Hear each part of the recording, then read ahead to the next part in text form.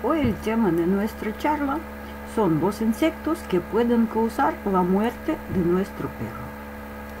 La primera y por mí más asquerosa de todas, avispa asiática.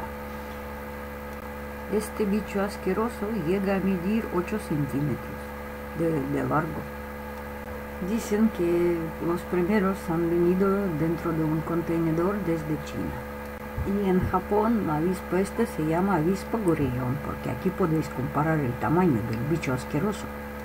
Suelen ser más peligrosos para los perros que están acostumbrados a cazar avispas. Para los perros de tamaño pequeño son peligrosos sí o sí, hasta que se come una muerta. Para los cachorros de razas medianas y grandes también es muy peligroso. Y para perros grandes es muy peligroso si son picaduras múltiples o si el perro es alérgico. Y las avispas estas asquerosas no las atraen trampas normales de avispas.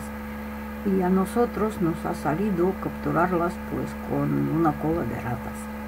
Y no es tan fácil. Siguiente bicho que puede matar el perro es Processionaria. Los pequeños pelitos son venenosos y provocan necrosis por todas las zonas de contagio. El siguiente insecto peligroso para perros es un mosquito, flebotomo, mosquito de leishmania. Si el perro lo tiene, no se cura a 100% y curarlo es muy costoso.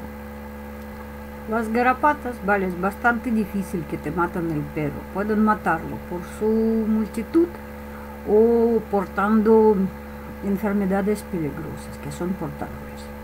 Las pulgas solo pueden matar el perro por su multitud o causando alergia o estresando el perro mucho.